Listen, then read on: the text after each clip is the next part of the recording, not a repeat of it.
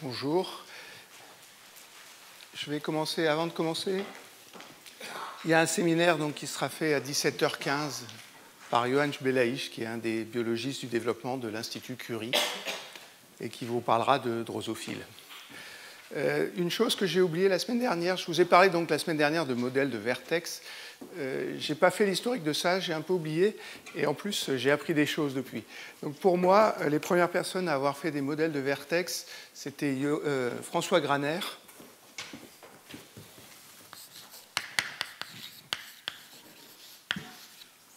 qui maintenant est à l'université Paris Diderot, Université de Paris, ça s'appelle, et puis un Américain qui s'appelle Jim Glazier.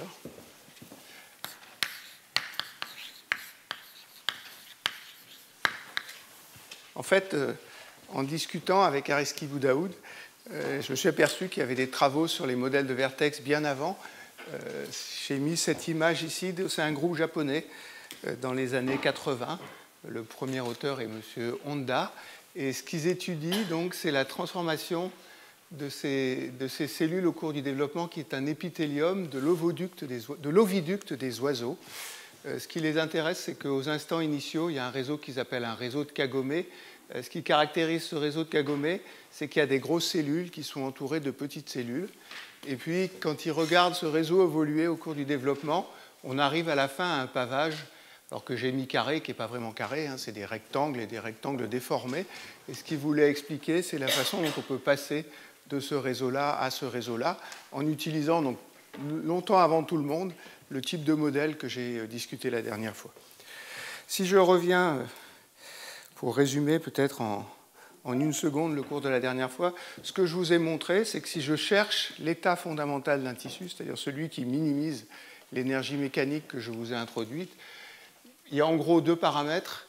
Il y a ce que j'ai appelé la tension de ligne, ça c'est la tension des jonctions entre les cellules, sans dimension, et puis il y a un deuxième paramètre qui est le paramètre que j'avais appelé gamma bar, qui dit comment cette tension de ligne varie avec le périmètre. Et donc j'avais tracé un diagramme de phase. Alors si on oublie les détails, on peut se contenter de celui-là. Il y a deux régions. Ici, il y a un réseau que j'ai appelé un réseau mou. L'état fondamental est fortement dégénéré, et il y a beaucoup de modes mous, donc ça coûte pratiquement aucune énergie de déformer ce réseau. Et puis ici, il y a un réseau qui est un réseau hexagonal de cellules que vous voyez schématisé ici.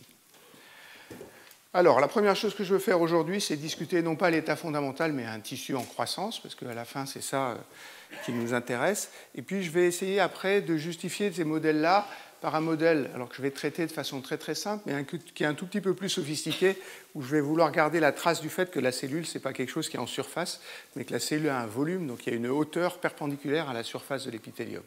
Donc c'est ça le programme du cours pour aujourd'hui. Alors, ce premier paragraphe, je l'ai appelé « Est-ce que vous voyez ou est-ce qu'il faut faire allumer le... » Non. Est-ce que vous pouvez allumer la lumière près du tableau? Oui? Parfait. Merci beaucoup.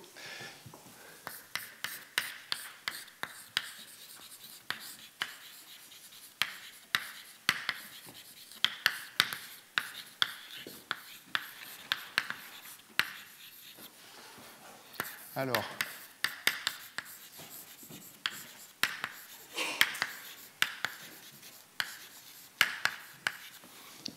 Donc, ce qui m'intéresse, ce n'est pas du tout un tissu dans son état fondamental, c'est un tissu en train de croître. Je vais appeler ça un tissu en croissance.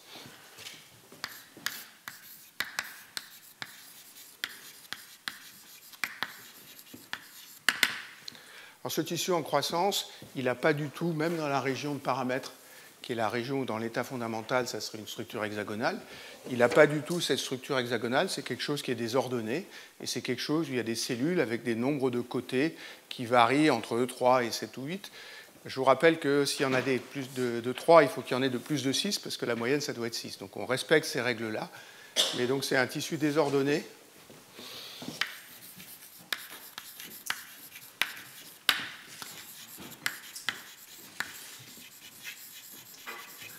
Et pas seulement des hexagones.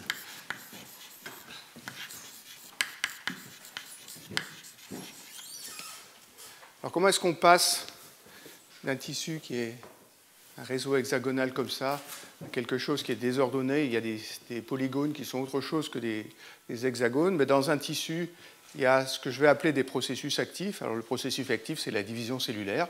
Les cellules doivent grossir et doivent se diviser.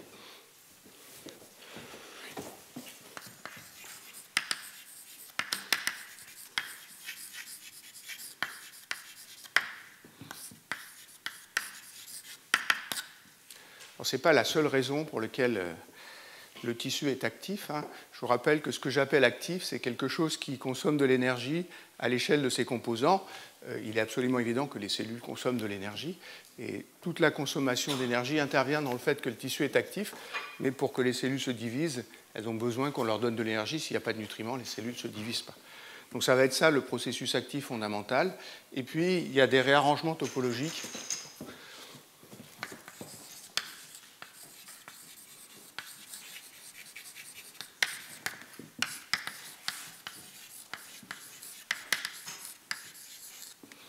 Alors, j'ai parlé la dernière fois de la physique des mousses à 2 dimensions. Les gens des mousses à 2 dimensions avaient très bien étudié ces réarrangements topologiques. Ils sont de 2 types, les processus qu'on appelle T1 et les processus qu'on appelle T2.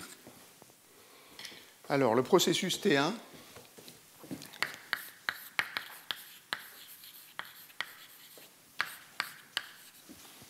c'est un échange de voisins.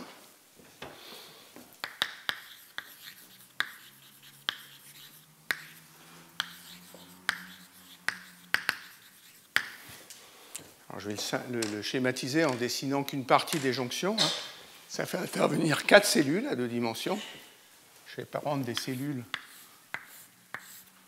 Vous pouvez imaginer des cellules qui sont hexagonales, par exemple, de tous les côtés.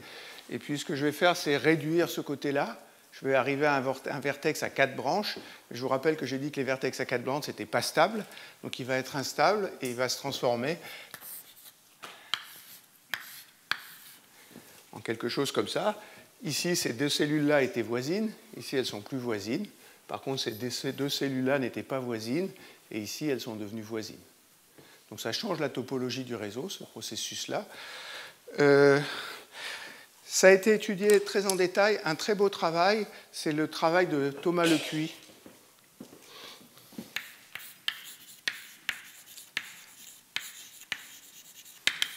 Alors, il y en a d'autres, mais comme c'est mon collègue au Collège de France, je vais donner la priorité à Thomas Lecuy. Si votre tissu est orienté ou s'il y a des contraintes, évidemment, vous allez créer les processus T1, surtout dans cette direction-là, si vous tirez dans cette direction-là. Ce qu'a étudié Thomas Lecuy, c'est l'élongation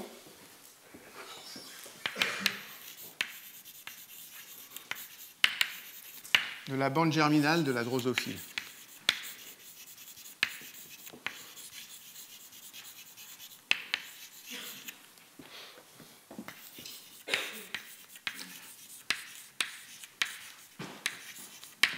Je ne veux absolument pas vous faire des grands discours sur la biologie du développement, et je n'en suis pas très capable. La seule chose que je veux dire, c'est que si vous faites toujours les processus T1 dans le même sens, il est clair qu'en le faisant dans ce sens-là, on va allonger le tissu dans cette direction-là. Il s'avère qu'au cours du développement de la drosophile, il y a cette étape qui s'appelle l'élongation de la bande germinale, où le tissu a besoin de s'allonger. Et ce qu'a montré Thomas Lecuy, c'est que ça se fait beaucoup par ces processus T1 que je suis en train de décrire ici. Je ne vais pas en dire plus, mais ça, c'est un des types de processus qui changent la topologie du tissu. Le deuxième, c'est les processus T2.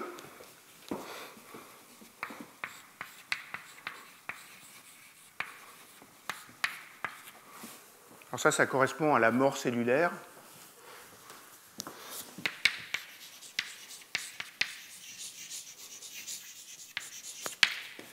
Alors, je ne vais pas distinguer, parce que pour ce que je raconte, ça n'a pas tellement de différence entre ce qui est vraiment une mort cellulaire ou une extrusion des cellules du tissu. Si les cellules sont expulsées perpendiculairement à l'épithélium, la seule chose qui est importante pour moi, c'est qu'elles disparaissent de l'épithélium. Donc, je ne vais pas distinguer ça. Dans ces modèles de vertex, la façon dont ça se fait, c'est que par des transformations, notamment des transformations de type T1, les cellules vont réduire leur nombre de côtés et on va arriver à des cellules triangulaires.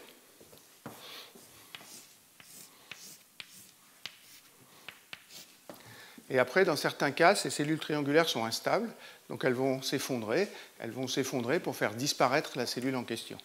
Donc ça, c'est ce qu'on appelle le processus T2. Soit la cellule meurt, soit la cellule est expulsée du tissu. Alors cela, on peut faire une étude un tout petit peu plus quantitative.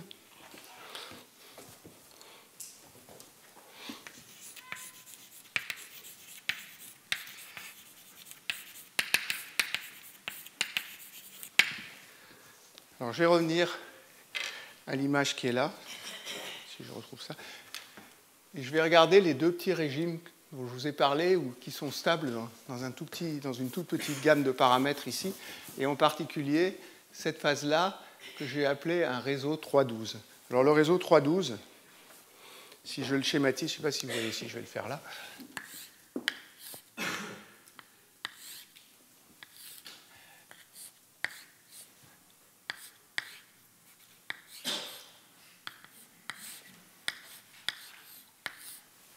Ici, j'aurai des cellules hexagonales. Puis celui-là est aussi coupé par un triangle.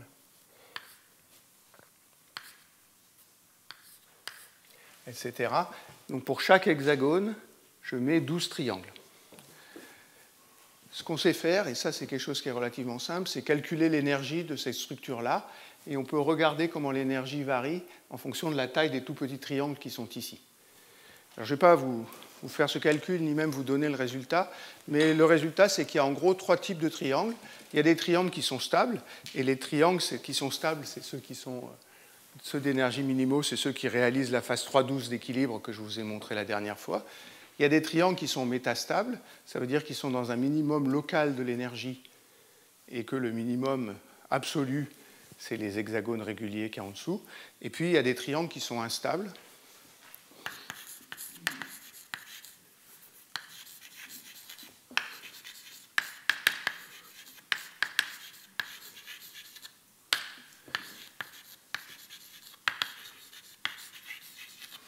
Ça, c'est ce qu'on obtient loin de la ligne où ces triangles stables existent. Si on est loin de cette ligne, les triangles deviennent instables et ils disparaissent spontanément. Il n'y a pas besoin d'injecter d'énergie dans le système. Spontanément, un triangle qui a envie de se former et qui est instable comme ça va se collapser sur lui-même, ce qui correspond à une mort cellulaire. Donc ça donne un critère qui n'est peut-être pas entièrement rigoureux, parce que j'ai supposé que la structure était régulière ici, mais ça donne un critère pour la disparition spontanée des triangles et pour l'apparition spontanée de ces processus que j'ai appelés T2 ici. Alors, je vais passer un tout petit peu plus de temps sur le troisième processus, qui est la division cellulaire.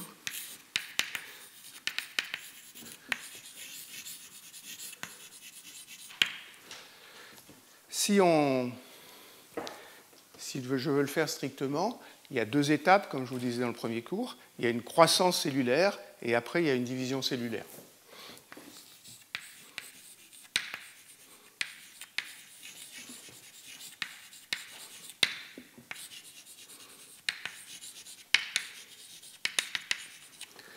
Alors, dans mon modèle de Vertès, comment est-ce que je vais imposer la croissance? Je vous ai dit chaque cellule a une aire de référence, et pour l'instant, j'ai pris toutes les cellules avec la même aire de référence. Si je veux imposer la croissance, l'aire de référence, si je l'appelle A0, la cellule, juste avant de se diviser, elle doit avoir une aire qui est 2 fois A0. Et c'est assez bien vérifié expérimentalement. Comme je vous le disais au début, parfois c'est un peu plus, mais juste avant de se diviser, comme on veut que le tissu soit dans un état stationnaire, il faut absolument que la cellule ait une aire un volume 2 fois le volume initial. Donc ce que les gens font dans ces modèles de vertex, c'est que quand ils veulent créer la croissance, ils multiplient l'aire de référence par 2.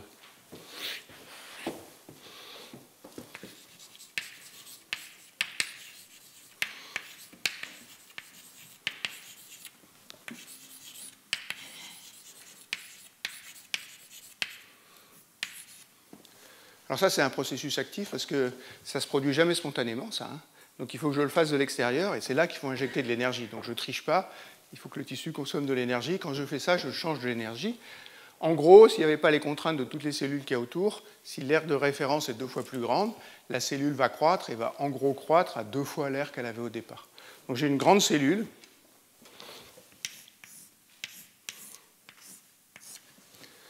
Et puis après, ce que font les gens, c'est qu'ils choisissent une direction aléatoire. Ils coupent la cellule en 2. Et puis ça devient 2 cellules différentes. ça devient 2 cellules qui chacune ont une aire de référence à 0. Donc je commence à la faire croître en multipliant l'aire de référence par 2, puis après je la répartis entre les 2 cellules, et chacune a une aire de référence à 0. Ça, c'est le processus, disons, qui copie un peu le processus biologique, ce que montrent tous les gens, en particulier cet article de M. Staple, mais ils sont absolument tous d'accord là-dessus, c'est qu'il y a une façon plus simple de le faire et qui donne à peu près exactement le même résultat même, c'est de décider qu'on va diviser une cellule, de la couper en 2. Donc cette fois, je ne la fais pas croître.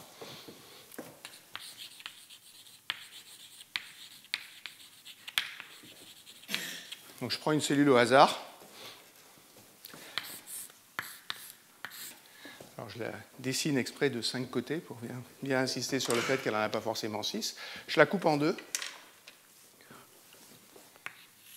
Et sans l'avoir fait croître, j'impose à chacune des 2 cellules d'avoir une aire de référence qui est à 0.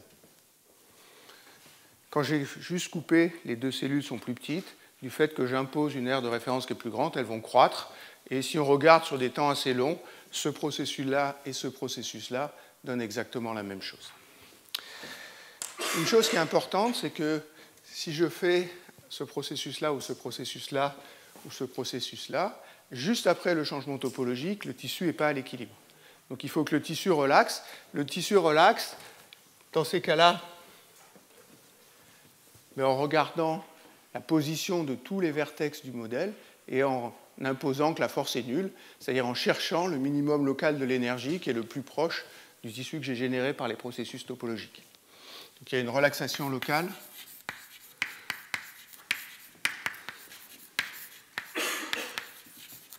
Par des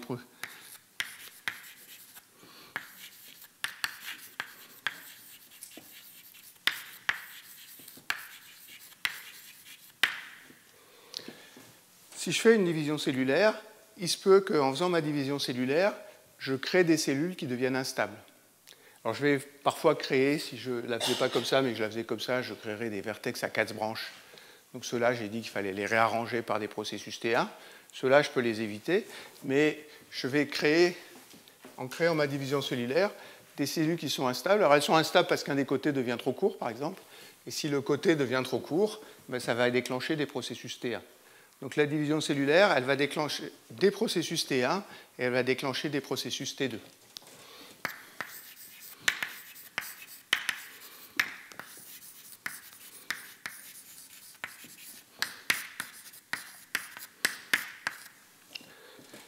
Alors ce que font les gens, et là je n'ai pas du tout de petit argument analytique à vous donner, c'est qu'ils font un travail numérique.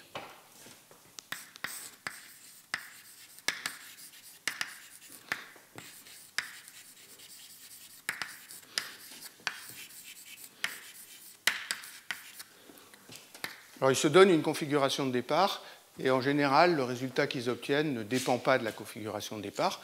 On peut partir de ce réseau hexagonal, par exemple.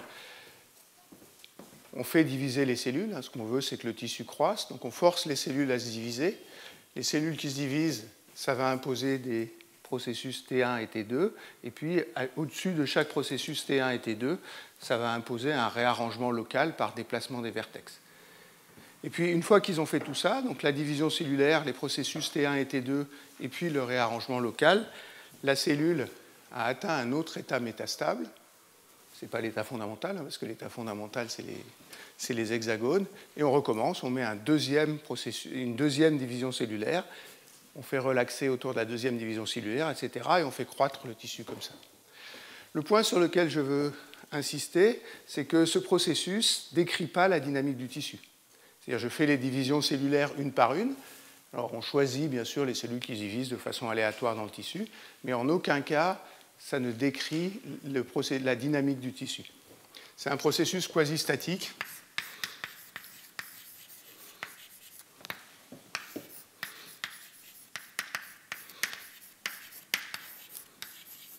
Qui, à chaque transformation, relaxe vers un minimum local de l'énergie.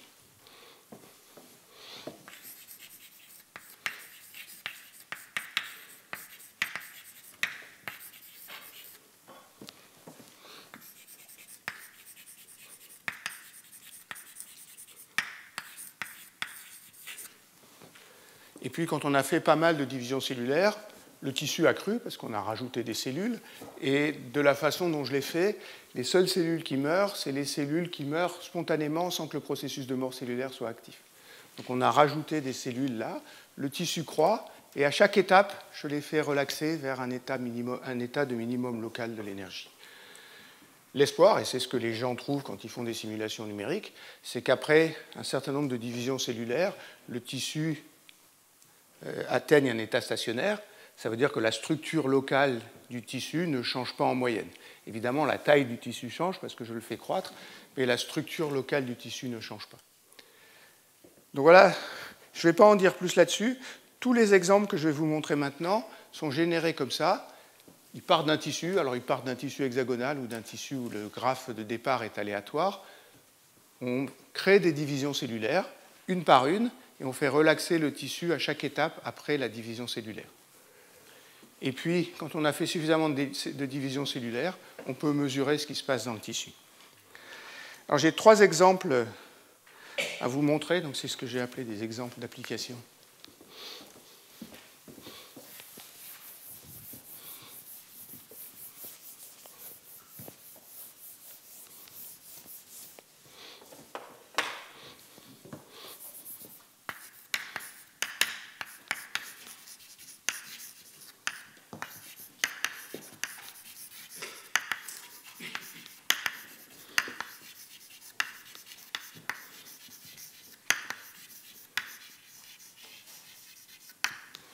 Alors mon but là, ce n'est pas tellement de rentrer trop dans les détails biologiques, c'est de vous montrer qu'avec ça, on peut décrire les tissus de façon un peu quantitative et que finalement, on le fait avec pas trop de paramètres ajustables. Il y a quelqu'un qui m'a dit récemment, oui, les modèles de vertex, de toute façon, comment on peut changer les tensions de tous les liens et puis l'élasticité gamma de tous les liens, on arriverait à fitter absolument tous les paramètres qu'on veut fitter, et ça ne sert pas à grand-chose. Je ne crois pas que ça soit vrai. Je crois que si on le fait bien, il y a assez peu de paramètres et qu'en manipulant assez peu de paramètres et en comparant de façon assez systématique avec les expériences, on arrive à avoir un accord qui est, dans certains cas, assez quantitatif et puis dans certains cas, je dirais semi-quantitatif, en ce sens qu'il décrit au moins de façon qualitative très propre l'évolution des tissus. Donc c'est un peu ces choses-là que je veux vous montrer, c'est comment est-ce que les gens font. Oui. Est-ce qu'il n'y a pas quelque chose de gênant quand même, le fait que ce ne soit pas la vraie dynamique, on n'est pas sûr que le minimum local dans lequel on tombe après la relaxation, il y a ça. Ouais. Bon, d'abord, merci de poser une question. J'ai tendance à vous encourager. Il y en a eu la dernière fois. Hervé en pose cette fois très bien. Plus il y en a, plus je suis content. Oui, c'est vrai ce que tu dis. Ceci dit, comme il vérifie que le tissu est à peu près dans un état stationnaire, c'est-à-dire que les propriétés que je vais monter ne changent pas beaucoup, on peut imaginer que ce n'est pas catastrophique. Alors, ça ne veut pas dire que tu n'arriveras pas à me trouver des cas un peu pathologiques où il y a des minimums locaux bizarres ou des choses comme ça. Ils existent peut-être, ceux-là. Hein. Mais je crois qu'à partir du moment où un tissu dont les propriétés topologiques locales sont à peu près stationnaires, on ne prend pas trop de risques de voir ce que tu dis, toi. On peut avoir des cas de division qui passent par le vortex ? Des cas comme ça. Alors, oui, si je le prends au hasard, c'est assez rare, mais ici, il y a une branche encore. Donc si je fais une ligne comme ça, ici j'aurai un vertex à 4 branches, et ça veut dire qu'immédiatement je ferai un processus T1, je séparerai soit comme ça, et dans ce cas-là je suis obligé de le faire au hasard. Donc en général on essaye d'éviter ça, ça évite de commencer par faire immédiatement après la division un processus T1. Mais oui, et ça ne change pas grand-chose puisque les processus sont quasi statiques et que je ne regarde pas la dynamique, ça ne change pas grand-chose. Alors un enjeu, hein, c'est est-ce qu'on arrive à transformer ça en la dynamique du tissu ? C'est un problème sur lequel on travaille en ce moment. À ma connaissance, personne n'a fait ça directement. Donc les premières comparaisons, les premières applications que je veux vous montrer, c'est simplement la détermination des paramètres du modèle. Donc, ça se passe dans le disque imaginal toujours, hein, puisque c'est ça que j'ai choisi comme exemple.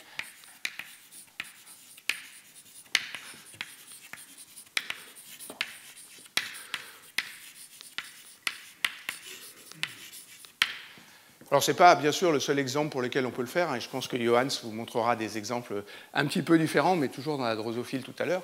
Celui que je vous ai montré, c'était l'oviducte des oiseaux, et l'approche est exactement la même. Ce travail, c'est le travail de quelqu'un qui s'appelle Reza Faradifar.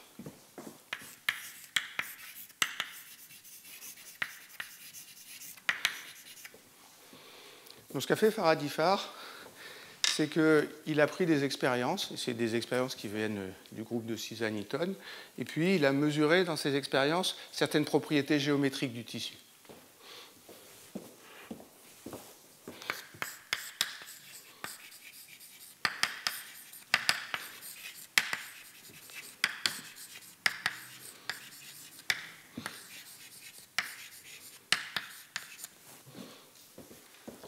Alors,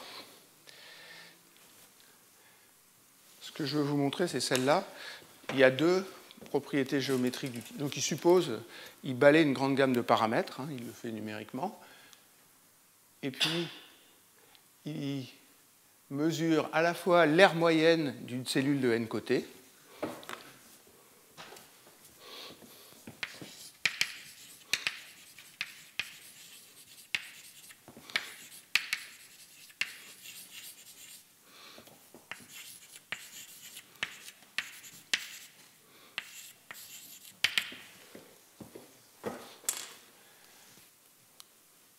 donc c'est ça c'est l'aire moyenne en fonction du nombre de côtés, donc 4 côtés, 5 côtés, 6 côtés, 7 côtés, 8 côtés, et ça c'est des paramètres différents.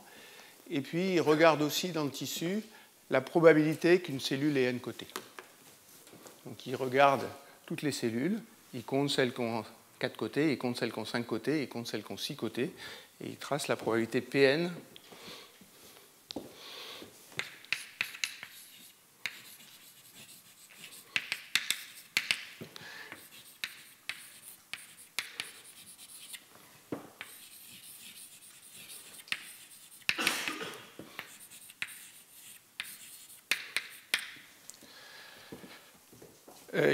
je vous montre ici que ces deux propriétés-là, si vous regardez l'article original, par exemple, il regarde la fluctuation de l'aire d'une cellule à n côté par rapport à la moyenne, donc l'écart type, il regarde le périmètre, il regarde la fluctuation du périmètre, et tout ça, ça lui fait un certain nombre de données. Il prend ces données sur les expériences qui lui sont données par Suzanne Eaton, il génère le tissu comme je viens de vous l'expliquer, il remesure ces données sur le tissu qu'il a généré numériquement, et puis il compare. Alors ici, il y a 3 valeurs des paramètres. Peut-être le plus simple, c'est de regarder l'aire moyenne. Vous voyez que celui-là, je ne sais même pas, l'expérience est vert et la simulation c'est rouge. Vous voyez que là, il reproduit bien l'aire d'une cellule de n côtés pour tous les nombres de 4 à 8. Il y a assez peu de cellules à 3 côtés parce qu'elles ont tendance à mourir. Et au-delà de 8, il y a assez peu de cellules, donc les statistiques ne seraient pas propres. Si on change les paramètres ici, vous voyez que pour ce qu'il appelle le K2 et le K3, l'accord entre la théorie et l'expérience n'est pas bonne. Donc à choisir entre ces 3 cas-là, on aurait tendance à prendre celui-là. Ici, vous avez, pareil, dans ce diagramme-là, la probabilité qu'une cellule ait n côtés. Là, il y a 3. 4, 5, 6, 7, 8, 9. Et puis on peut comparer. Alors il considère que ça, c'est satisfaisant. Ça l'est pas, et ça l'est presque. Alors évidemment, comme j'ai mis la bonne réponse ici, de ce côté-là, c'est toujours satisfaisant. Ce n'est pas la seule chose qu'il fait. Ce qu'a fait Suzanne Eaton, c'est qu'elle a fait des expériences d'ablation laser.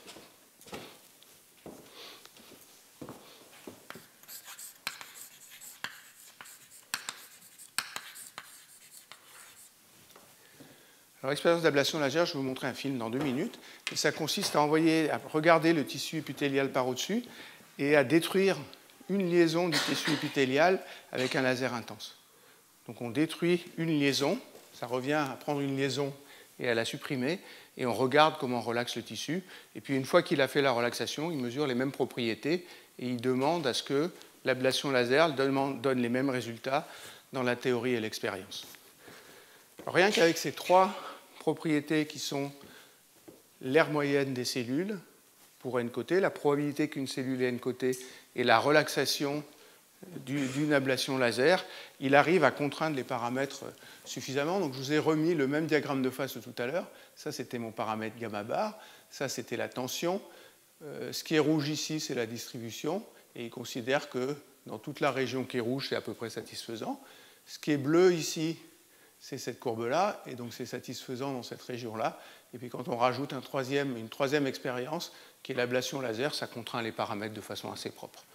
Donc ça a été le premier à faire ça, et depuis les gens soit utilisent exactement cette méthode-là, soit utilisent des méthodes qui sont semblables. Ils mesurent beaucoup de propriétés géométriques ou des propriétés pour lesquelles ils ont des expériences. Ils essayent d'ajuster théorie et expérience, et on arrive à réduire le domaine de paramètres pour lesquels on ajuste toutes les expériences de façon assez propre. Ça veut dire que connaissant le tissu, on arrive à mesurer la tension de ligne que j'ai introduite de façon un peu phénoménologique à 2 dimensions, et puis l'élasticité gamma. Oui, tu avais une question. Qu'est-ce qu'on expérimente pendant l'ablation laser?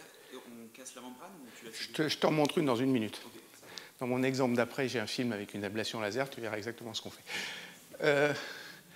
Donc voilà comment les gens, pour un problème biologique donné, arrivent à rendre quantitatif ce modèle-là. Puis après, une fois qu'ils ont les paramètres, ils peuvent faire, j'allais dire, ce qu'ils veulent avec, changer certains paramètres, notamment changer localement les paramètres. Oui?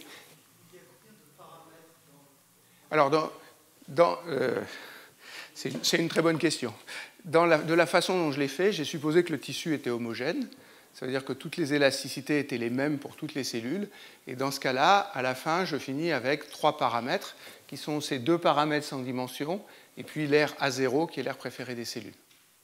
Que je ne connais pas, parce que je ne sais pas, alors on peut la mesurer, hein, et il y a des spécialistes de mesurer ça, mais de la façon dont je vous l'ai décrit, je ne sais pas ce qui se passe sous la membrane apicale. Donc l'air n'est pas équivalent au volume de la cellule. Donc on a juste ces 3 paramètres-là, en supposant que le tissu est homogène. Si le tissu n'est pas homogène, j'ai bien plus de paramètres. Je vous montrerai tout à l'heure un exemple où le tissu n'est pas supposé comme homogène. Et est-ce qu'on pourrait, là, c'est des aspects géométriques, et on peut prendre des aspects dynamiques? Alors, La probabilité du processus. dynamique, non. Mais parce que je vous ai dit qu'au niveau de la dynamique du tissu, non, parce que le modèle ne reproduit pas la dynamique du tissu, parce qu'à chaque étape, j'attends une relaxation quasi-statique. L'expérience d'ablation laser, on peut mesurer la vitesse à laquelle le lien disparaît, et ça donne une mesure de la tension locale du lien. Donc en faisant, et c'est pour ça qu'ils aiment beaucoup ça, c'est qu'en faisant cette expérience d'ablation laser, je vais vous la montrer dans une seconde, hein, on mesure la tension locale d'un lien avec une unité qui est arbitraire. Parce que ce qu'on mesure, c'est la vitesse de relaxation.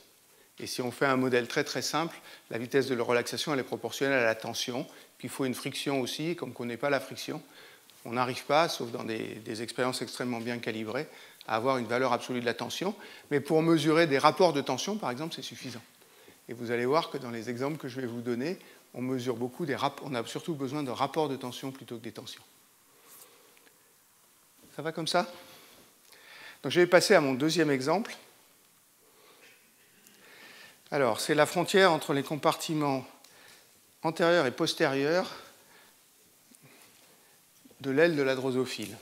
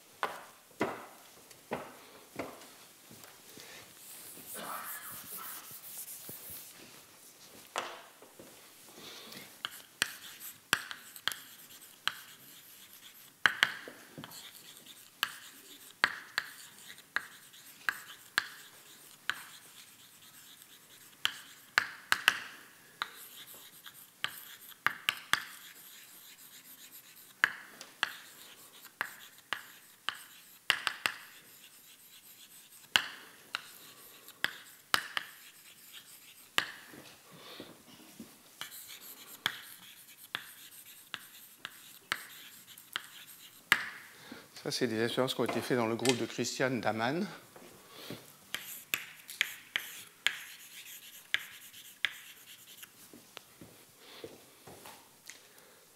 Alors l'expérience est là. Il y a une étape du développement. où l'aile de la drosophile se divise en deux compartiments, un compartiment antérieur et un compartiment postérieur, et ces compartiments expriment des gènes différents. Les biologistes, et je ne vais pas vous dire comment, savent marquer ces deux compartiments, et c'est ce que vous voyez ici. Ici, vous avez le compartiment antérieur, ici, vous avez le compartiment postérieur, et ce qui est important, c'est qu'il y a une frontière bien définie entre le compartiment antérieur et postérieur, et cette frontière joue un rôle. Elle joue le rôle de ce que les biologistes appellent un organisateur lors du développement de la drosophile. Ça veut dire qu'il est important que cette frontière reste bien droite ici et qu'elle ne soit pas trop rugueuse, parce qu'autrement, le développement ultérieur ne se passerait pas correctement. Donc on a des cellules loin à droite et loin à gauche, et puis le long de cette ligne, qui est la frontière réelle entre le compartiment antérieur et le compartiment postérieur, il y a un contact entre les cellules antérieures et les cellules postérieures. Alors, elles sont marquées en rouge ici, les cellules qui sont concernées. Ça, c'est les cellules qu'il appelle A1, et ça, c'est les cellules qu'il appelle P1. C'est la première ligne de cellules à partir de la frontière entre les deux compartiments. Alors, je vous ai promis une expérience d'ablation laser. La voilà. Voilà. Je recommence. Donc, il faut que vous regardiez. C'est une expérience réelle, hein. Le lien qui est là, qui a disparu depuis, est éclairé par une source laser intense. La membrane à cet endroit-là est détruite et les deux cellules fusionnent. Donc, si j'arrive, je vais recommencer. Non, je ne vais pas y arriver. Je ne sais pas comment je fais. Voilà. Hop, ça vient de se casser. Donc j'insiste sur le fait qu'il y a une réorganisation après l'ablation laser, mais cette chose-là est assez quantitative. À une unité près qu'on ne connaît pas, on peut mesurer la tension de la liaison qu'on détruit. Et donc c'est ça qui a été fait dans les expériences précédentes que je vous montrais. Ils ont mesuré la tension de ce lien-là, et puis la façon dont c'est réarrangé, et ça leur a permis de faire la détermination finale des paramètres. Alors, ce qui est la partie un peu biologique de l'article, qui est ce qu'a fait l'équipe de Christian Daman, c'est de regarder les propriétés de ces cellules A1 ici et les propriétés de ces cellules P1 et de les comparer aux propriétés des cellules qui sont loin de l'interface. Alors, ce n'est pas très évident, mais à l'œil, en tout cas pour moi, mais si on regarde la courbe, c'est à peu près clair, ces cellules sont plus grosses. Donc les cellules à la frontière sont plus grosses que les cellules qui sont un peu loin de l'interface. Et puis l'autre chose qu'ils regardent, c'est la ligne de l'interface, et ils regardent l'angle entre deux liaisons, comme ça, et cet angle est plus grand sur la frontière que ce qu'il est loin de l'interface. Donc voilà les cellules A1, donc toujours pour 4, 5, 6, 7, 8. Voilà les cellules P1, voilà les cellules loin de l'interface des deux côtés. Et loin de l'interface des deux côtés, c'est à peu près les mêmes propriétés. Et puis voilà la différence d'angle entre l'interface et puis une ligne verticale qui serait ici. Alors il y a deux expériences. Il y a une expérience qui est l'expérience avec la drosophile native, et puis il y a un mutant de la drosophile qui exprime moins de myosine. Alors moins de myosine, ça veut dire que les liaisons sont moins actives, ça veut dire que la tension est plus faible. Donc celui-là a une tension plus faible. Et puis ce que leur apprend l'expérience d'ablation laser, c'est que la tension le long du lien qui est ici entre les cellules A1 et la cellule P1, donc la tension le long de la frontière entre les deux types de cellules est plus grande que la tension des liens loin de la frontière, et il y a un facteur 2,5 expérimentalement. Donc c'est comme ça qu'ils vont utiliser leur modèle de vertex. Donc la première étape, c'est de le calibrer comme je viens de vous montrer. Et puis après, ils ont pris ce facteur 2,5 et ils ont comparé ce qui se passe quand on met une tension de ligne que 2,5 fois plus grande le long de la frontière ici. Donc après, la façon dont c'est fait, donc il y a deux tissus. Ce n'est pas des tissus, hein, c'est mon modèle de vertex. Les cellules A, elles sont en bleu ici. Les cellules rouges, c'est les cellules P. Ils apposent les deux tissus l'un contre l'autre et puis ils font la procédure que je vous ai décrite tout à l'heure. Alors ils l'ont fait pas simplement pour un rapport de tension 2,5, Ils l'ont fait pour des rapports de tension qui est égal à 1, donc ça c'est la tension le long de la ligne divisé par la tension loin, 2,5 et 4. Alors je vous ai juste pris les films pour la tension 2,5 et 4. C'est à peu près le même type de film que celui que je vous ai montré au premier cours, sauf que cette fois j'ai deux tissus.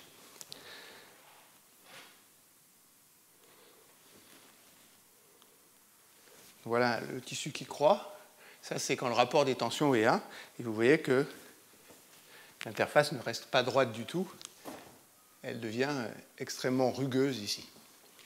Au sens où un physicien appelle une interface rugueuse. C'est-à-dire qu'on peut mesurer la position moyenne, puis on peut mesurer l'écart type. Et cet écart type, il va croître en fonction de la longueur de l'interface. Donc ça, c'est la courbe qui est faite ici. Pour lambda égale 1, en fonction de la taille de l'interface, plus je rends la longueur de la frontière grande, plus la rugosité devient grande.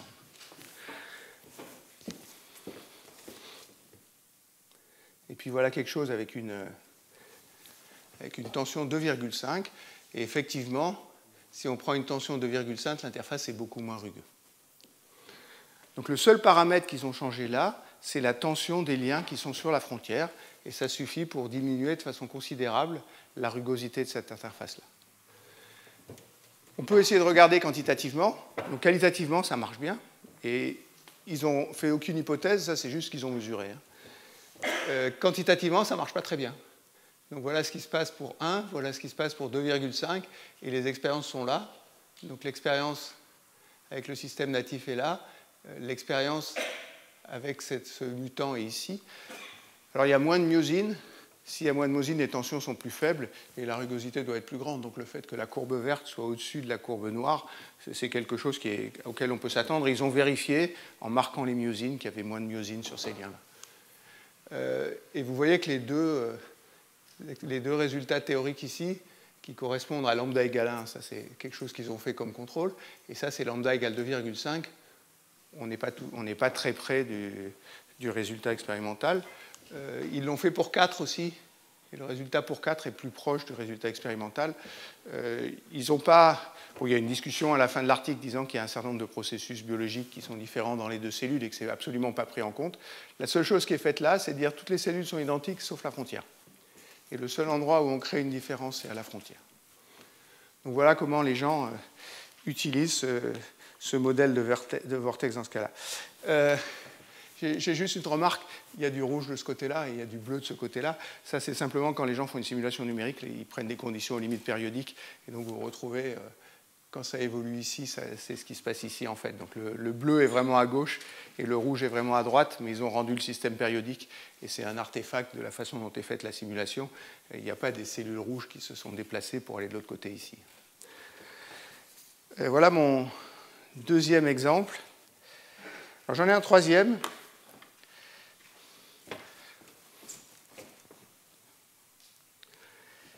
Qui est la régulation de la croissance par la contrainte, qui est quelque chose que j'ai un tout petit peu discuté.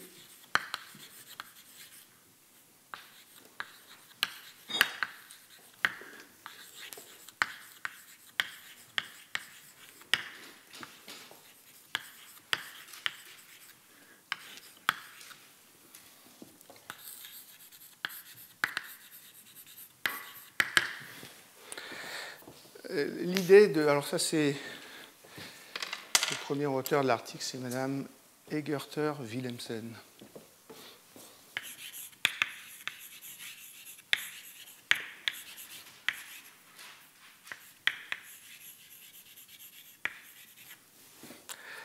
Je vous ai cité des propriétés géométriques pour calibrer le modèle, mais on pourrait demander à ce que le modèle explique des résultats expérimentaux pour des propriétés qui sont plus sophistiquées que les propriétés géométriques. Ce qu'a fait Mme Egerter-Willemsen, c'est qu'elle a regardé les cellules mitotiques.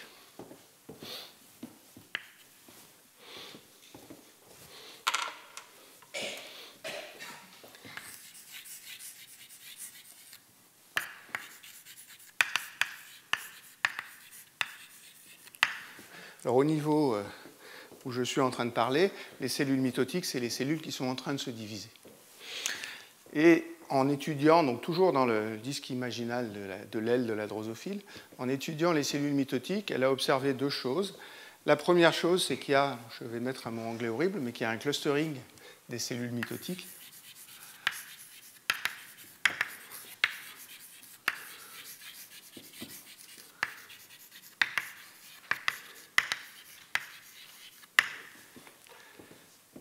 Et puis la deuxième, c'est-à-dire que qu'on retrouve des cellules mitotiques au voisinage des cellules mitotiques, et puis que si on regarde le nombre de côtés d'une cellule mitotique, elles ont tendance à en avoir plus.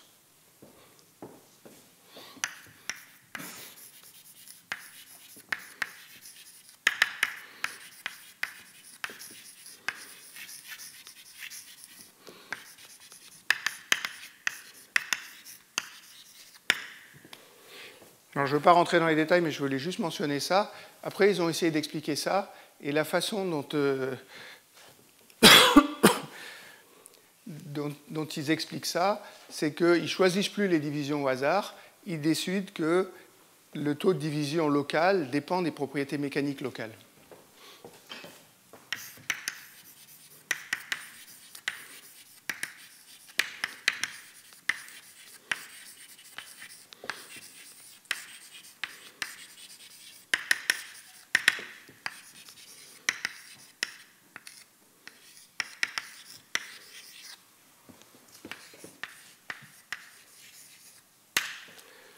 Et la façon dont ils introduisent ça, c'est qu'ils mesurent l'aire moyenne pour une cellule à n côtés, ils regardent pour une cellule donnée l'écart avec l'aire moyenne, et ils décident que le taux de division dépend de l'écart avec l'aire moyenne.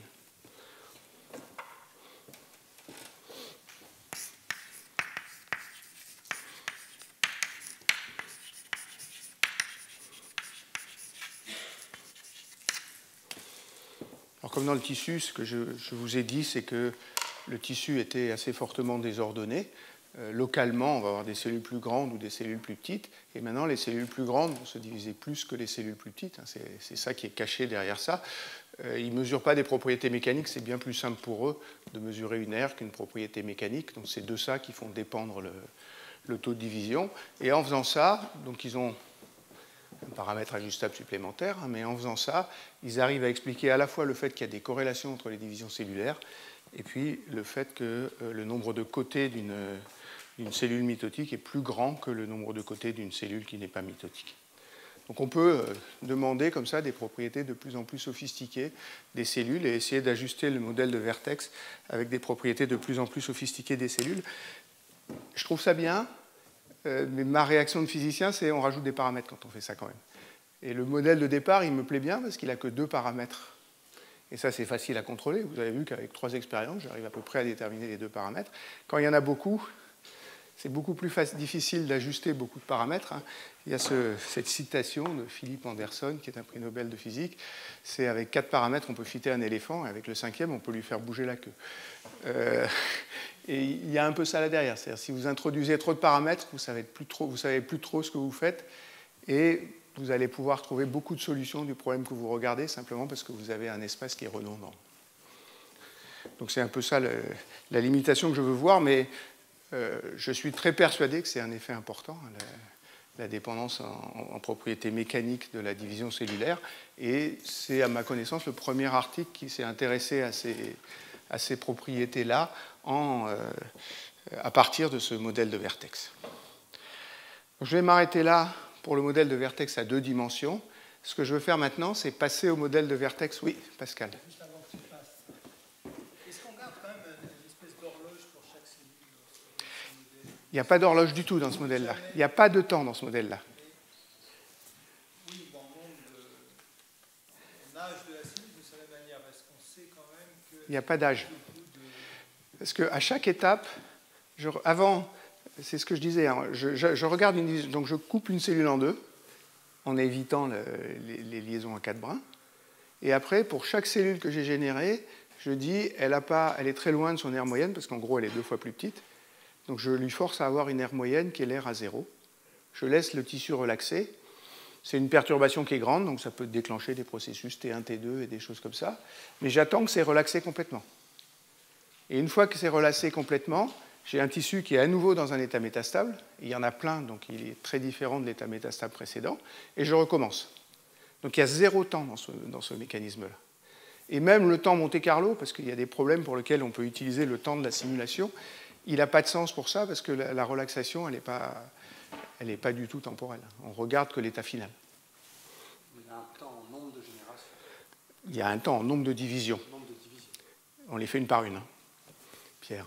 J'ai une question à propos de la rugosité de l'interface entre les deux cellules. Là, en gros, si j'ai bien compris, c'est un peu comme s'il y avait une tension de ligne. C'est un peu comme s'il y a une tension de ligne qu'on tire sur l'interface et on le rend plus plat. Je me demande si, en regardant cette rugosité, on peut avoir une température effective due à la croissance. Ouais, je vois. Ton idée, c'est j'ai montré qu'il y avait du bruit qui était dû à la division. Est-ce que ce bruit qui est à la division explique cette fluctuation-là? La réponse est je ne sais pas. Et en tout cas, dans l'article tel qu'il est, il ne mentionne pas ça.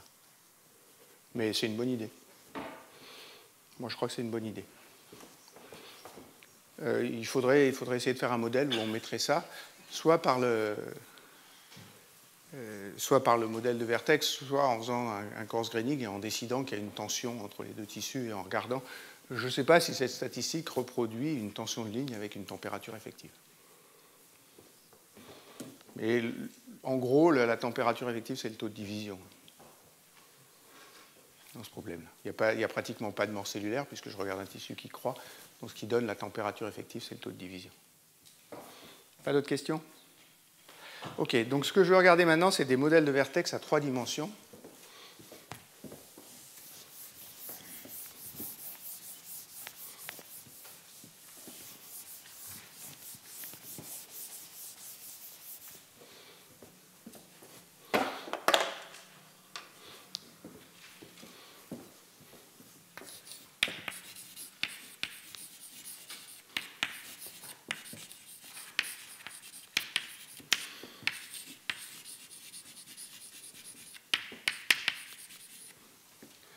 Je vais essayer de m'affranchir du fait que jusque-là, je n'ai regardé que la surface apicale des cellules et que j'ai essayé d'inférer les propriétés des cellules à partir de la surface apicale.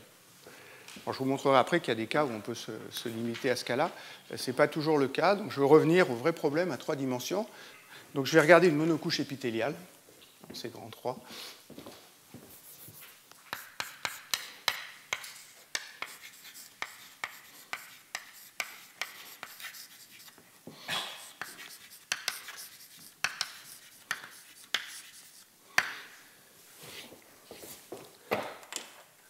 Donc cette fois, je vais regarder une...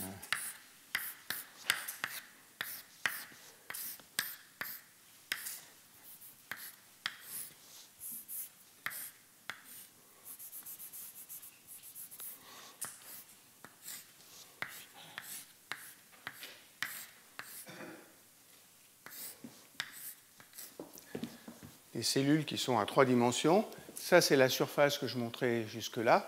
Je vous rappelle qu'en dessous, il y a une membrane basale. Je n'ai pas de deux couleurs, mais ici, en dessous, j'ai une membrane.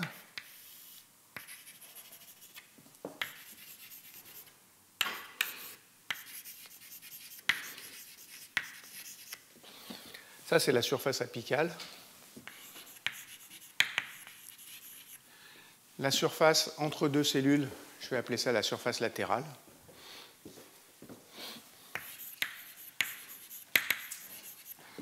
Et puis, il y a une surface basale qui est la surface en contact avec la membrane basale. Une chose dont je vais assez peu parler, mais qui est quand même importante, d'abord, c'est que les cellules adhèrent assez fortement sur la membrane basale, ça je vais le mentionner. L'autre chose, c'est que la membrane basale, elle est assez rigide, donc elle a tendance à rester plate.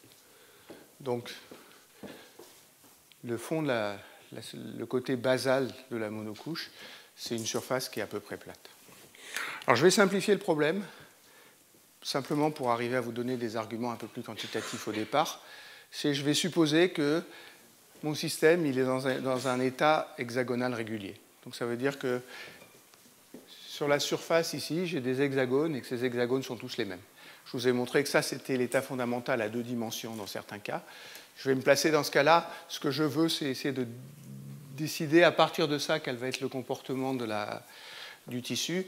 Et puis aussi, un peu ce après quoi je suis, c'est comment est-ce que je peux réduire ça à un problème à 2 dimensions à partir de ce problème à 3 dimensions.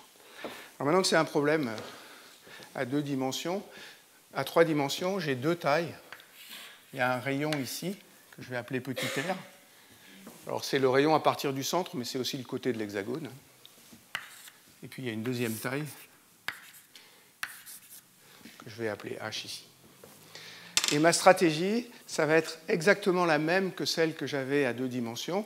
Ça veut dire que je vais écrire une énergie mécanique et je vais dire qu'il y a équilibre des forces et qu'à cause de cet équilibre des forces, l'énergie mécanique doit être minimale.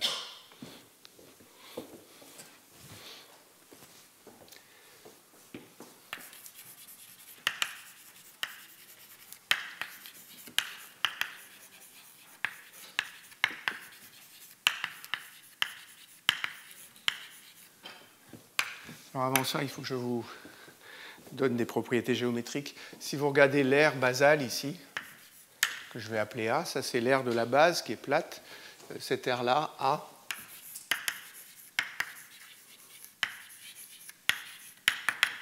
Alors je vous laisse faire le calcul, mais ce que j'ai trouvé moi, c'est R2.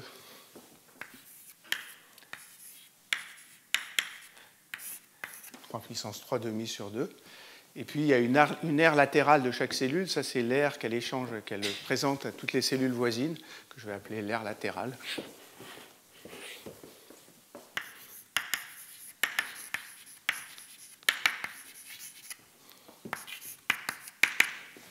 Ça c'est 6 fois RH, ça c'est évident hein, parce que c'est des rectangles. C'est un rectangle de côté R et de hauteur H. Donc l'aire d'une face, c'est RH. Et comme il y a 6 faces aux hexagones, ça fait 6 fois RH. Donc je n'ai pas inventé grand-chose. Ce que je veux écrire, c'est une énergie mécanique.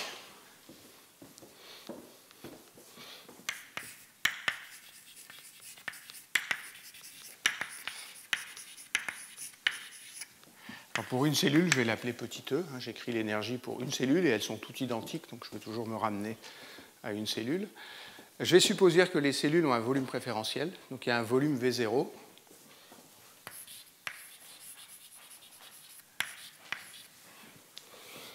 Puis je vais écrire, comme je l'avais fait pour la surface, je vais écrire 1,5 de K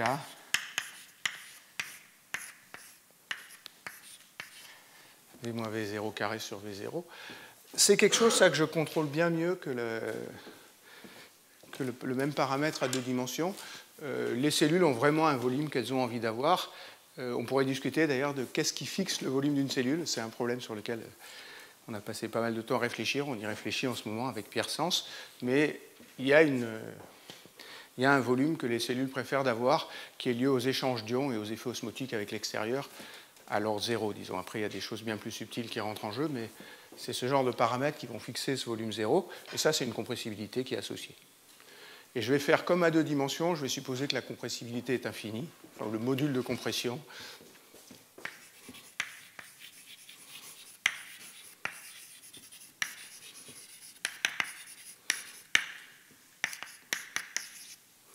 Temps vers plus l'infini.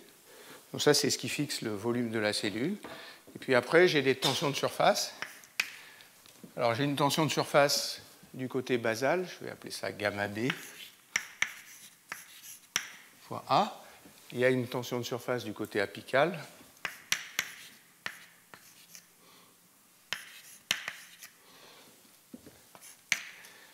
Il y a une tension de surface latérale entre les cellules voisines. Donc ça, c'est l'aire latérale fois la tension latérale. Et puis, ce que je vous ai dit la dernière fois, c'est qu'au voisinage du haut de la cellule, il y a un câble d'actine. Donc, il y a un câble d'actine qui tourne ici.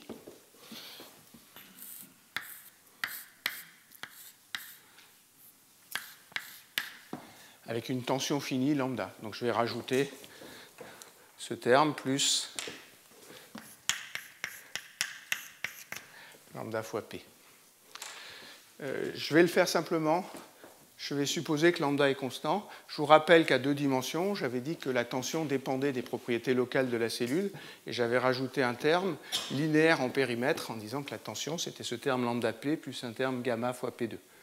On peut rajouter des termes comme ça. Si je considère que le tissu est parfaitement homogène, ça ne va rien changer à ce que je vous dis, donc je ne vais pas le faire, mais dans les simulations numériques que je vous montrerai après, les gens se sont inquiétés de ce problème-là et font dépendre cette tension-là des propriétés de la cellule. Je vais supposer que c'est constant et pour les propriétés que je vais discuter, ça ne change pas grand-chose. Alors, je vais vous montrer. Donc, voilà mon tissu parfaitement régulier hexagonal ici. La tension basale est là, ça c'est la hauteur. Il y a un câble d'actine ici et je mets une tension apicale de ce côté-là.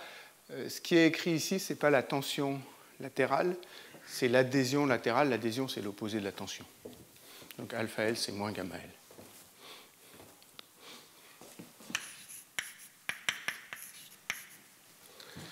Je vous rappelle ce que j'ai dit au cours précédent ou au cours d'avant, c'est que chacune de ces tensions a deux contributions. Il y a une contribution qui est due à la couche corticale d'actine et de myosine, ça c'est une contribution positive. Je vais l'écrire là-haut.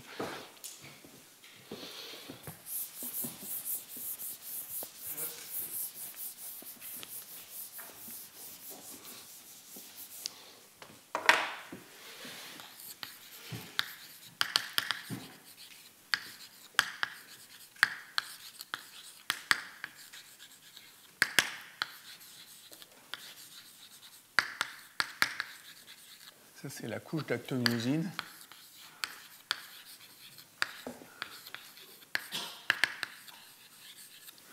Alors, elle est mise sous tension par les moteurs moléculaires, ils consomment de l'énergie et ils tendent à contracter la couche d'actomyosine parallèlement à la surface. Ça crée une tension positive. Et puis, il y a une tension négative qui est l'adhésion.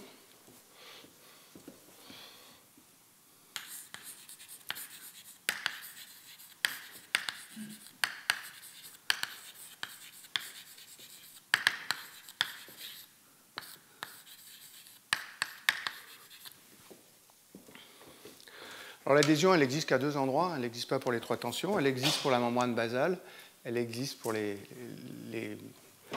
membrane latérale. Il y a une adhésion entre les cellules. Il y a des molécules qui s'appellent les cadérines qui créent cette adhésion entre les cellules. Et puis avec la membrane basale, c'est plutôt des intégrines qui vont accrocher la membrane basale les cellules sur la membrane basale. Ça veut dire que la tension totale, gamma B, gamma E ou gamma L, peut être soit positive, soit négative. Je vais supposer que gamma L est positif, ce qui semble être le cas dans beaucoup de problèmes. Par contre, je vais supposer que gamma B est négatif. Si gamma B est négatif, on gagne de l'énergie en faisant des cellules qui ont une aire très grande. Ça veut dire qu'on a tendance à faire des cellules qui sont très aplaties comme ça. Si je rends gamma B négatif, je favorise ça. Si je fais toutes les tensions apicales et basales positives, je vais favoriser des cellules très très allongées dans l'autre sens. Donc avant de discuter la forme des cellules, je vais discuter l'aire apicale et l'aire basale. L'aire apicale et le volume des cellules. D'abord l'aire apicale.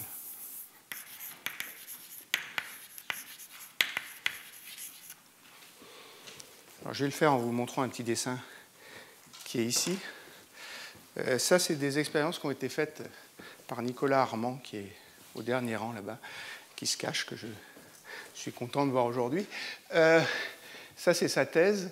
Ce qu'il a étudié, c'est des cellules, alors qui ne sont pas des cellules à drosophiles, celles-là, c'est des cellules qui s'appellent MDCK, qui sont des cellules de reins de chien, qui sont une lignée de cellules cancéreuses que les gens utilisent, parce que surtout les physiciens, parce qu'elles sont assez faciles à étudier, mais c'est un très très bon modèle. Et il fait des monocouches sur un substrat solide de ces cellules-là. Alors, il a fait des choses bien plus sophistiquées que ça.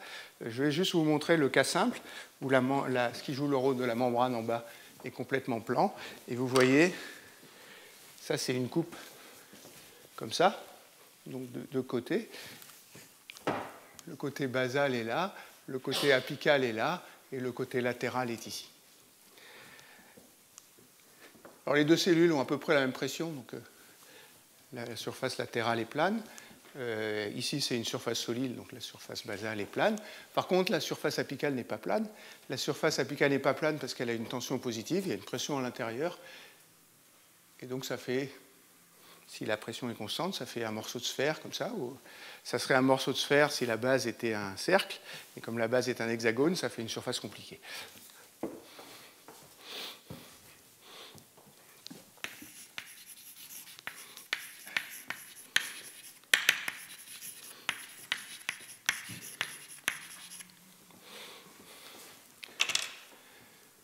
Alors, je vais refaire le dessin qu'il y a là avec mes notations à moi, mais ça ne va pas changer grand-chose.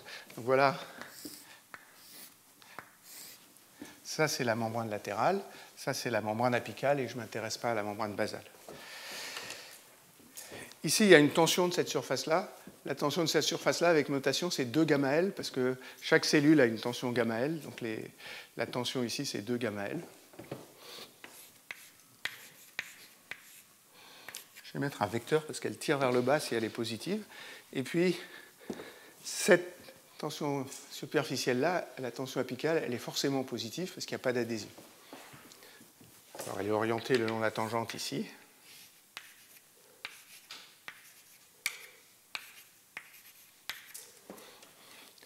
Et puis, la ligne qu'on voit au-dessus est à l'équilibre mécanique. Ça veut dire que les forces doivent s'équilibrer. Je vous ai dit au début que j'aimais bien les problèmes de mouillage. Ça, c'est ce qu'on appelle la loi du triangle de Neumann dans les problèmes de mouillage. Je n'ai pas de problème avec la force horizontale si je suppose que les cellules sont identiques. Elles se compensent, mais la tension 2 gamma L doit compenser 2 gamma A cosinus θ.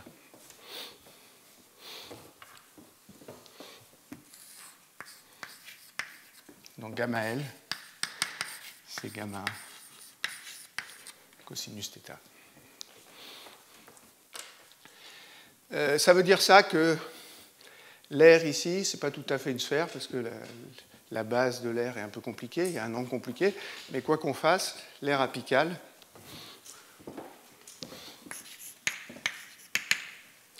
c'est R2 fois une fonction de θ. Alors je vais mettre pi R2 fois une fonction de θ. Cette fonction, je la connais si l'angle est égal à pi sur 2, parce que si l'angle est égal à pi sur 2, elle est plate. Donc c'est exactement R2 fois le facteur 3 puissance 3 demi sur 2 que j'ai trouvé ici. Elle est plus petite que 2 pi R2, parce que en faisant des petits dessins, en tout cas moi je me suis persuadé que c'était plus petit qu'une sphère de rayon R. Donc ça veut dire qu'elle est un peu plus petite que 2 pi R2. Je vais oublier cet effet-là dans la suite. Je vais même faire des choses qui vont vous paraître bizarres. Je ne vais pas écrire les coefficients numériques.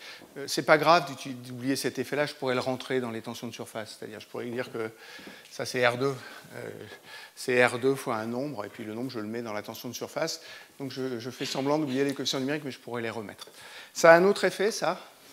C'est que le volume de la cellule, V0, ou V, c'est l'air basal A fois H, plus un petit delta V, où delta V, c'est le volume de la coupole que j'ai mis ici. Alors c'est facile de se persuader que delta V, c'est R au cube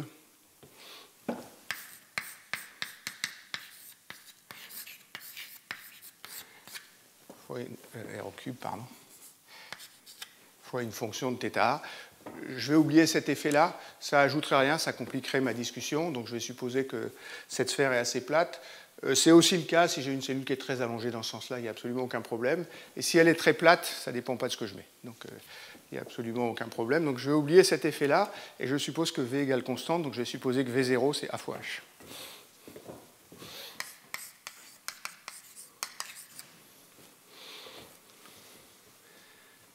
Je vous ai mis une deuxième image de la thèse de Nicolas Armand qui est au-dessus. Il a regardé les angles en faisant une coupe comme ça. Maintenant, si on regarde la surface du haut, sur la surface du haut, le long de chaque lien, vous avez une tension. Et puis à chaque point ici, les tensions doivent être équilibrées. Donc vous avez des contraintes entre les tensions, qu'à chaque lien ici, la somme des 3 vecteurs qui représentent les tensions doit être égale à 0. Ce qu'a fait Nicolas, c'est qu'il a analysé des images comme ça, il a imposé toutes ces contraintes et il a essayé de déterminer au mieux, de supposer que le tissu n'était pas homogène et de déterminer la distribution de tension dans un tissu comme ça. Alors je vais oublier ces effets sophistiqués. Il y a des analyses qui sont un peu subtiles à faire. Moi, je prends un hexagone. Si c'est un hexagone, les tensions sont égales, les angles sont égaux à 120 degrés ou 2 pi sur 3. Et donc, je n'ai pas de problème comme ça, mais c'est quelque chose qu'il faudrait prendre en compte plus proprement. Alors, je vais réécrire l'énergie d'une cellule en fonction du rayon R.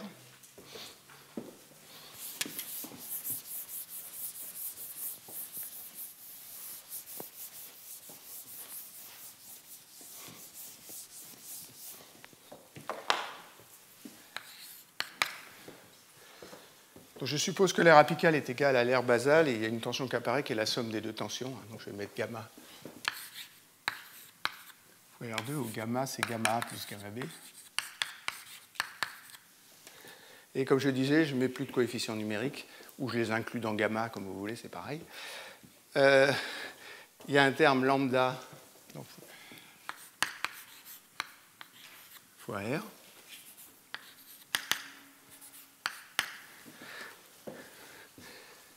Et puis il y a un dernier terme qui vient de la tension latérale. L'air latéral, c'est 6RH, donc si j'oublie le coefficient numérique, ça fait gamma L fois RH.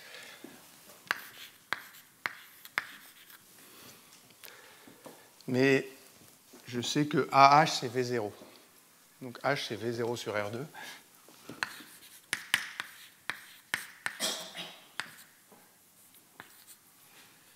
Donc ça fait V0 sur R. Donc ça, c'est l'énergie mécanique en fonction de la taille de mon hexagone, enfin ce que j'ai appelé le rayon de mon hexagone. Et ce que je veux, c'est minimiser cette énergie mécanique par rapport au seul paramètre que j'ai, qui est ce rayon R qui est là. Donc dans un premier cas, je vais supposer que gamma et gamma L sont positifs.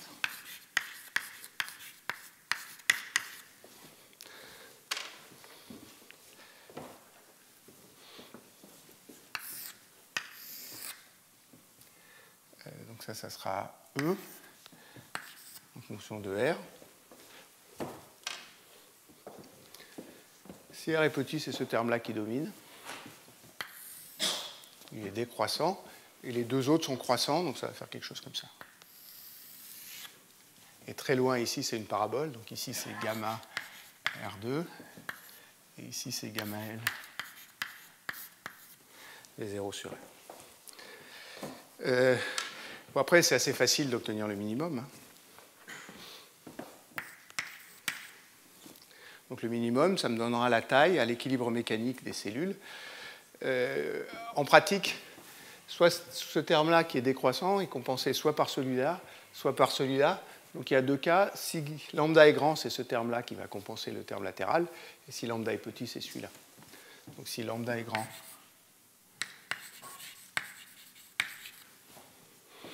alors je vais vous écrire la vraie formule. Hein. C'est V0 gamma L sur lambda.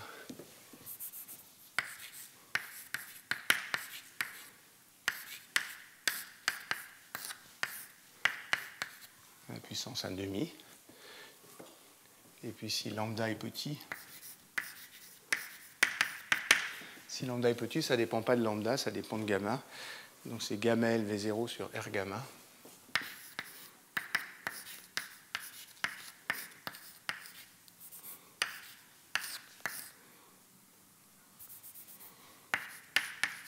Gamma L V0 sur gamma à la puissance 1 tiers. Il va de soi, et on aurait pu le deviner dès le début, que si je diminue la tension du câble d'actine ou si je diminue la tension apicale et la tension basale, le rayon va augmenter. Hein. Plus la tension gamma est petite, plus le rayon augmente, et plus lambda est petit, plus le rayon augmente. Si gamma L est petit, le rayon diminue, parce que si gamma L est petit, ça favorise la surface des aires latérales, c'est elle qui croît. Et donc, c'est la hauteur qui augmente, et comme le volume est constant, ça veut dire que le rayon diminue. Donc, en changeant lambda ou gamma, je vais déplacer ce paramètre en les rendant plus petits. Je vais le rendre de plus en plus grand. Il y a un autre jeu de paramètres qui est intéressant. Je vous ai dit la tension basale peut devenir négative. Donc, je vais supposer qu'elle est tellement négative que la tension apicale et plus la tension basale est négative. Donc, si gamma est inférieur à 0, je vais retracer l'énergie.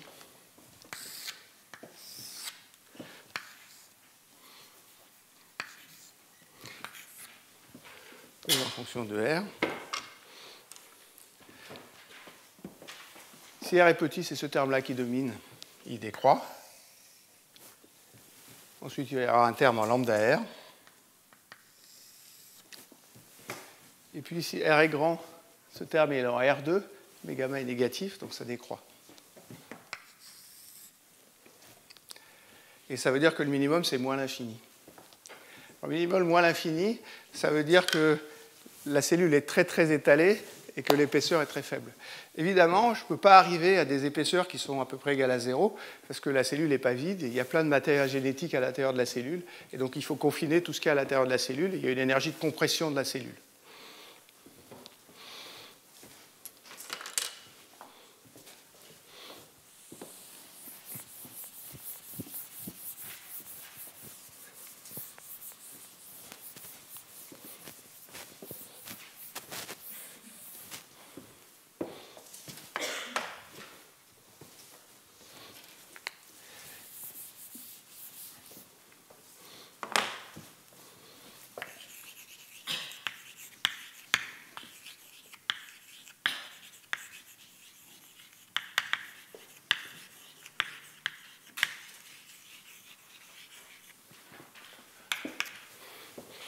Alors cette énergie de compression de la cellule, elle doit devenir très grande quand j'essaie d'écraser la cellule complètement. Donc je vais vous écrire une forme, et puis je vais vous expliquer pourquoi on a pris cette forme-là. Donc je vais écrire une énergie de la forme alpha divisé par H2. Ce qu'il y a dans la cellule, il y a le noyau, il y a des systèmes de membranes, et puis il y a tout un tas de protéines et de polymères. Il s'avère que si vous prenez un polymère et que vous le confinez entre deux surfaces comme ça, l'énergie de confinement est en 1 sur H2. Donc ce que je fais là, c'est que je suppose que ce qui domine la compression, c'est les polymères qui sont à l'intérieur de la cellule.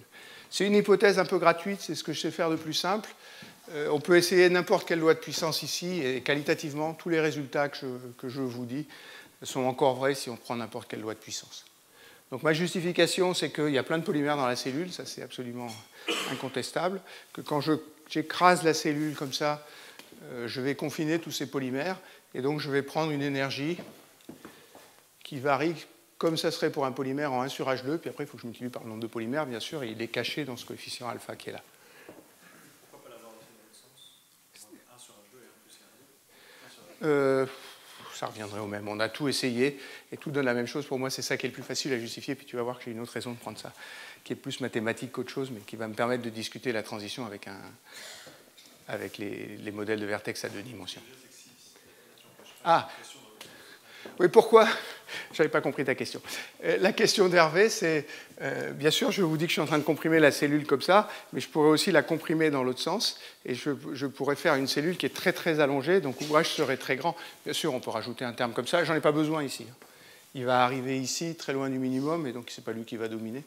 J'en aurais besoin si le terme, si ça devenait négatif ici. C'est-à-dire si gamma L devenait négatif. Mais si gamma L est négatif, mon petit dessin là-haut est plus valable parce que la tension elle tire plus vers le bas, elle tire vers le haut, des choses comme ça, donc je n'ai pas trop envie de rentrer. Et puis si gamma L est négatif, comme tu me le faisais remarquer la dernière fois, moi j'en étais conscient, la surface peut devenir instable, donc il faut qu'elle soit suffisamment rigide, donc je n'ai pas envie de rentrer dans des considérations comme ça. Donc je suppose que gamma L est positif, je pourrais rajouter le terme, je pourrais mettre plus bêta sur R2 si tu veux, il serait complètement négligeable ici. Donc si je rajoute ce terme, H, c'est V0 sur R2. Ça veut dire qu'il y a un E supplémentaire qui est alpha sur V0 carré R4. Donc ici, c'est en moins 1 sur R2. R4, ça remonte. Donc ça veut dire que c'est comme ça. Et maintenant, j'ai deux minimums. J'ai un minimum pour des cellules à petits rayons ici. Ça, c'est des cellules qui vont être allongées. Et puis, j'ai un minimum pour des cellules à grands rayons. C'est des cellules qui vont être écrasées. Et j'obtiens ce minimum parce que je n'autorise pas les cellules à s'écraser complètement. Évidemment, si vous êtes physicien, ici, quand je change les paramètres, le rayon va augmenter de façon continue. Ici, j'ai deux minima. Dans cette situation-là, c'est ce minimum-là qui est le plus bas, donc les cellules vont être dans cette forme-là, ça veut dire qu'elles vont être très très étalées. Et puis quand je change les paramètres et que je remonte ce minimum-là, celui-là va devenir plus bas, et il va y avoir un saut discontinu. Donc si vous voulez, là j'ai une transition continue, ou une transition du deuxième ordre, entre une cellule qui est sous forme de colonne comme ça s'appelle des cellules colonnaires.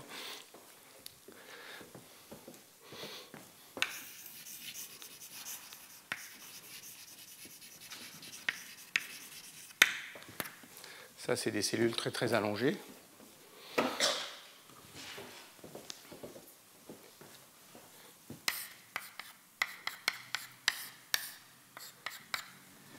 Et puis des cellules qui sont très très écrasées. Celle-là, elle s'appelle, alors j'ai appris le mot il n'y a pas longtemps, elle s'appelle pavimenteuse.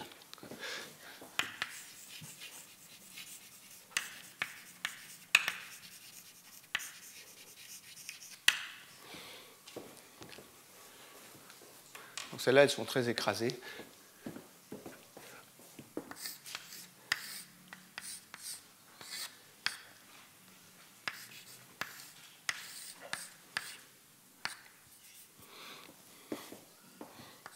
Ça, c'est H.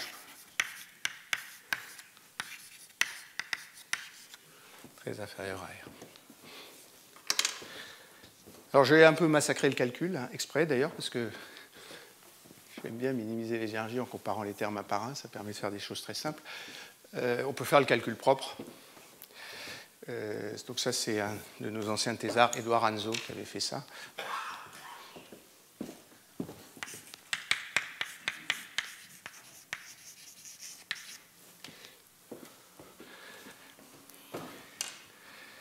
Alors, ici, ce qui est fixé, c'est gamma B. Donc la tension basale est fixée, la tension apicale est fixée à 0, ou si vous voulez, c'est gamma qui est négatif et il est très grand. Donc les cellules ont tendance à s'étaler de façon importante.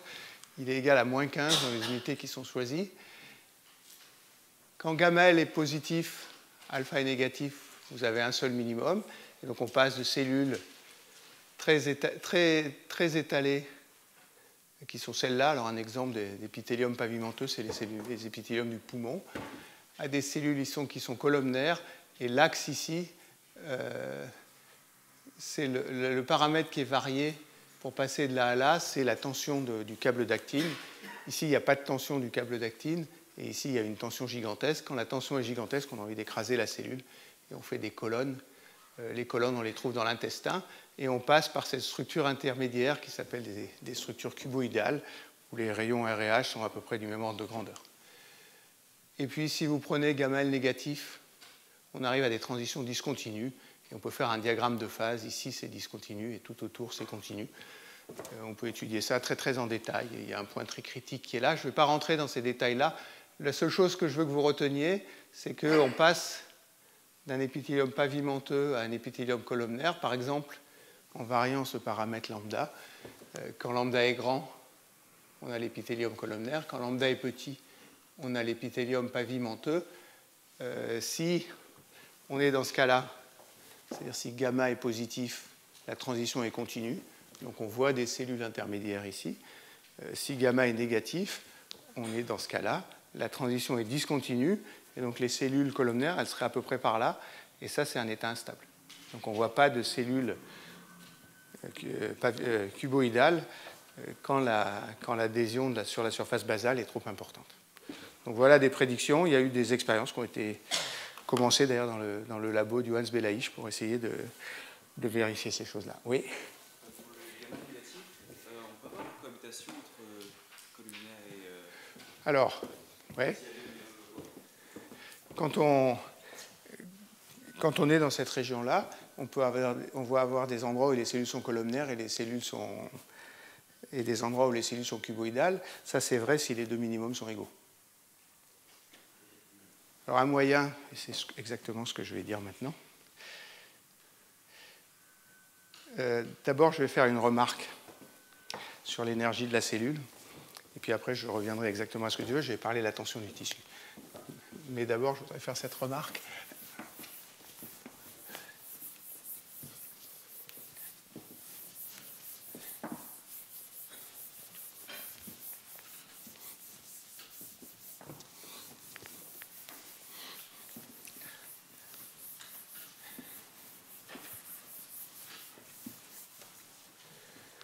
Donc, je vais écrire l'énergie totale de la cellule. Donc il y a un terme en gamma R2. Ça, c'est gamma A. Ensuite, je vais écrire celui-là. R4, c'est le carré de l'air. Donc ça, c'est gamma alpha sur V0 carré.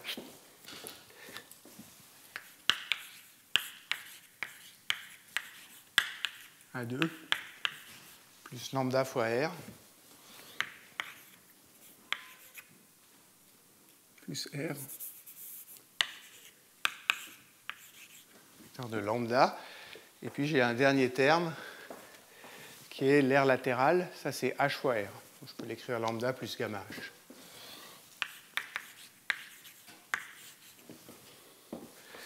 Donc, j'ai rien fait là. Hein. J'ai juste réécrit l'énergie de façon différente. Et vous voyez que ça ressemble furieusement à ce que j'avais pour ma théorie à 2 dimensions de modèle de vertex.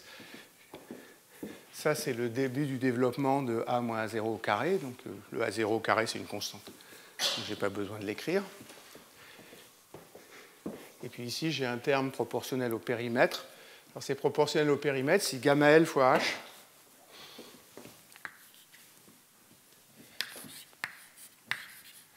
est inférieur à lambda. Je retrouve le modèle de vertex à 2 dimensions.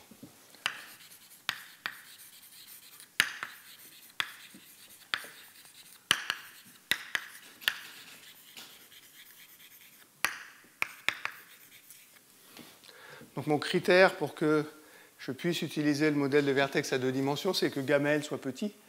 Et si gamma L est petit, ça veut dire que les cellules sont écrasées et sont pavimenteuses. Donc le modèle de vertex à 2 dimensions, il est vrai pour les cellules pavimenteuses.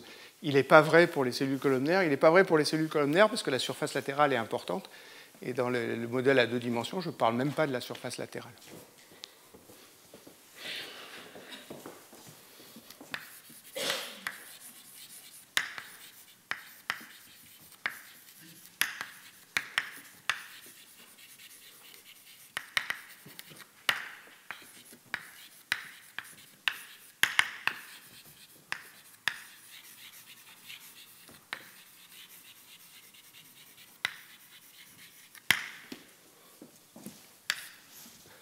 Donc voilà mon critère pour utiliser le modèle à 2 dimensions, c'est qu'il suffit de regarder des cellules qui sont pavimenteuses. Et dans ce cas-là, je n'ai pas besoin de m'inquiéter des surfaces latérales parce que la surface latérale est toute petite. Hein, c'est ça la raison. Alors, juste en un mot, maintenant, je voudrais parler de la tension du tissu.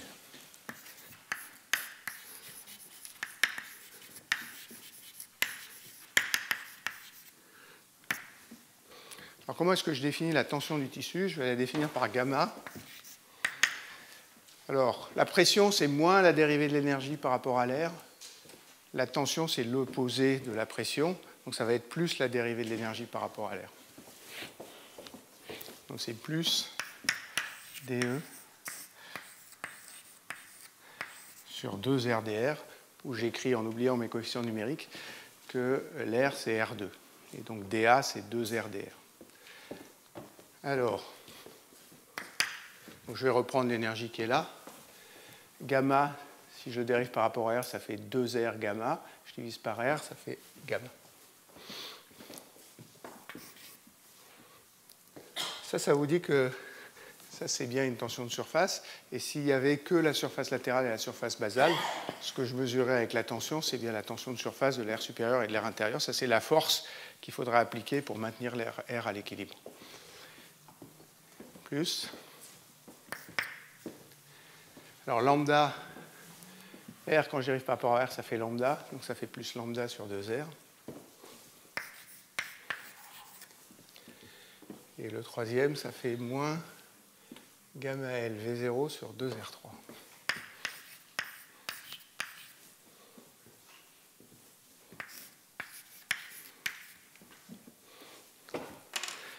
Alors, je vais vous tracer ça.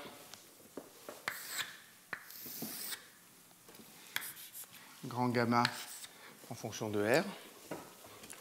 Vous m'accorderez que si R est infini, je vais retrouver la valeur petit gamma. Donc j'ai une asymptote ici. À petit r, c'est ce terme-là qui domine, donc ça fait quelque chose comme ça. Il y a un maximum.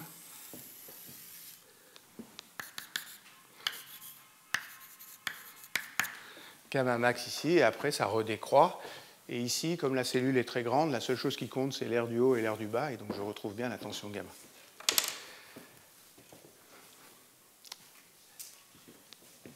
Là, le tissu est à l'équilibre sans force extérieure quand la tension est nulle.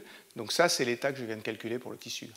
Écrire que la dérivée de l'énergie est égale à 0 ou écrire que la tension est égal à 0, c'est la même chose. Donc ça, c'est ce que je viens d'appeler R0. Et après, si je tire sur le tissu, donc Johannes me disait à midi qu'il y a une façon de le faire, c'est de le poser sur du PDMS et de tirer sur le PDMS. Alors lui, il fait l'inverse, il comprime le tissu en relâchant le PDMS. Alors si je le relâche, je vais créer des tensions négatives, ça veut dire que le tissu va pousser, il va avoir une pression finie. Ce qui va m'intéresser, c'est d'augmenter la tension. Tant que je suis en dessous, si grand gamma est inférieur à gamma max, j'ai une taille d'équilibre.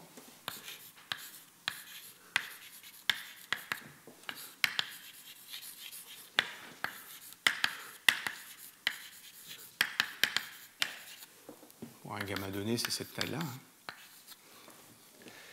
Et puis si gamma est plus grand que gamma max, il n'y a plus de taille d'équilibre. Ça veut dire que je tire tellement fort que je vais étirer toutes les cellules complètement.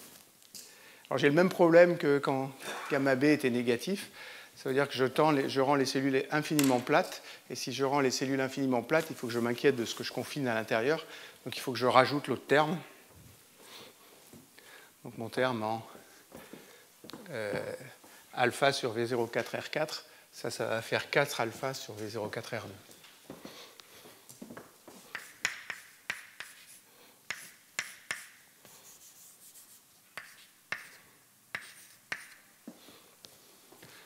Et ce terme-là, il fait la même chose que tout à l'heure. Hein.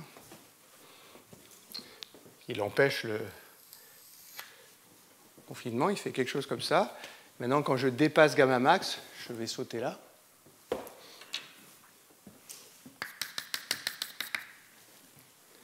Et là, il se passe exactement ce que tu disais.